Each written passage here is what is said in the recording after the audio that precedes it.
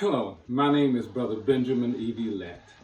I bring you greetings from the District of Georgia of Alpha Phi Alpha, where Sherman Lofton is our District Director. I serve as chaplain of the district, and my assignment today is to share with you the third expression that was made by Jesus Christ from the cross of Calvary.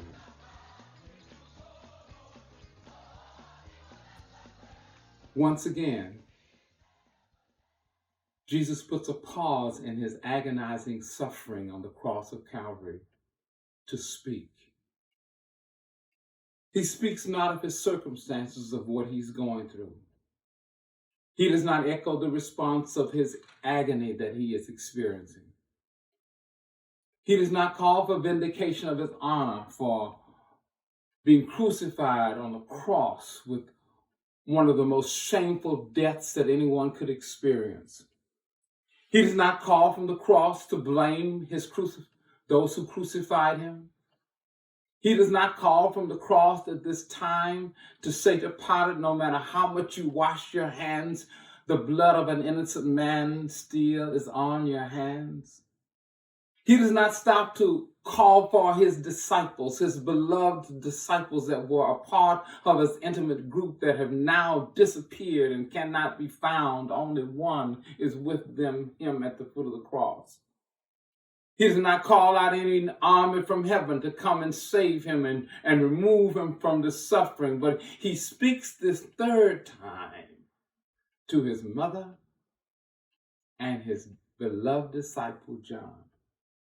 It is from the writings of John and the gospel that bears his name from which this text comes from today. John, who proclaims and shouts so boldly that in the beginning of his writings that Jesus is the Word that was made flesh and dwelt among us. In his sermonic discourse throughout all of the scriptures, he's over and over again trying to let us know that he was human and divine. That he was so human that he felt our needs, but so divine that he could supply all of our needs. So we have, in essence, many of the recordings of the miracles of Christ here in his text. Now again, he speaks. And he speaks the first word from her by saying, woman.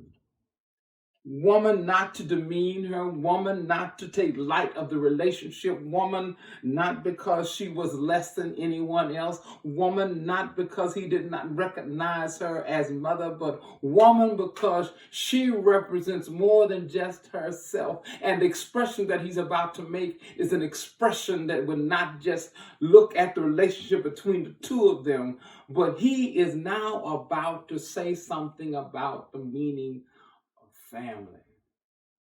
It is very obvious at this time that the beloved Joseph, who was the husband of Mary, is now deceased.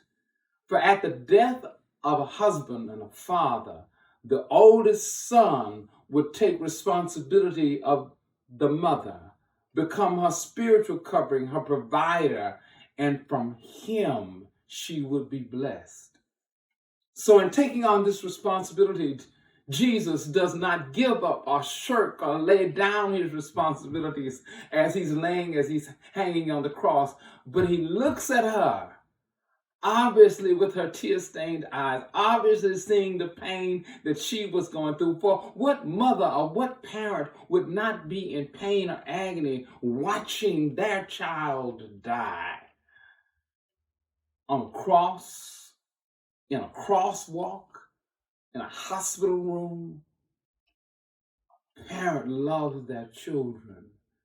It's only right we think that a child would bury a parent, but at this time, even the fulfillment of the prophecy of Simeon, who said, the sword will pierce your heart. Her heart is being pierced as she sees her beloved son dying on the cross. But Jesus does this. He says, in a sense, woman, behold thy son, as he points to John, and son, behold thy mother. In this instance, I believe that two things are happening that I want to express to you before we make the rest of our day is that Jesus validates the family by reminding them the importance that it is love that defines the family. Love coming from the cross to his mother. Love coming from the mother to the son. It is love that defines the family.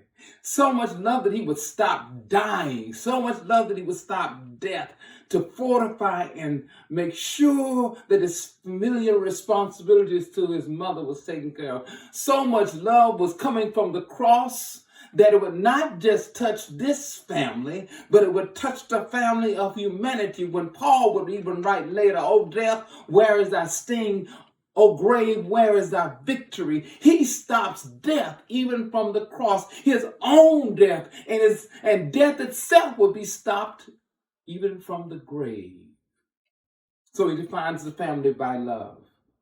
But then also he defines the family by blood, because he looks at John, his beloved John, his friend John, not his brothers, not his sisters. Obviously, he had other families because they were mentioned early in the text of John's writings when he was told that his family was looking for him, and he would acknowledge that his family were those who loved his God. So at this point, he looks at John and says to John, "Behold thy mother." In this way, he allows us to know that family is not determined by pedigree. Family is not determined by a name, but family is determined by blood. What blood? It's the blood of Jesus, as he is expressing. Those who would believe, those who would share, those who would have empathy, those who would care. It is by this blood that we're bound by. So we're committed. As we see the young who seem to be abandoned by their natural fathers, that we would become fathers. We are committed that as we see families being broken by anything and any reason, by the streets or by the things that are not popular to the world, that we would become the family of humanity, letting them know by the love that we have for our brothers and our sisters and our least among us, that we are family, that we're all in this together. And even now in closing, as we go through this COVID-19 virus, we're reminded that it's going to take all of us. The songwriter did say, and I don't mean a secular song, but lean on me when you're not strong. I'll be your friend. I'll help you carry on. I'll lighten your load. I'll brighten your road. Is this what Jesus is saying from the cross? That we, as a family, must learn how to lean on each other. We celebrate the resurrection of Jesus Christ on this coming Easter. But through the midst of this celebration, we also celebrate family. And we thank God that Jesus again reaffirms the meaning of family, that we love one another. May God bless and keep you. This is our prayer. Go forth and celebrate in this holy week the resurrection of Jesus Christ.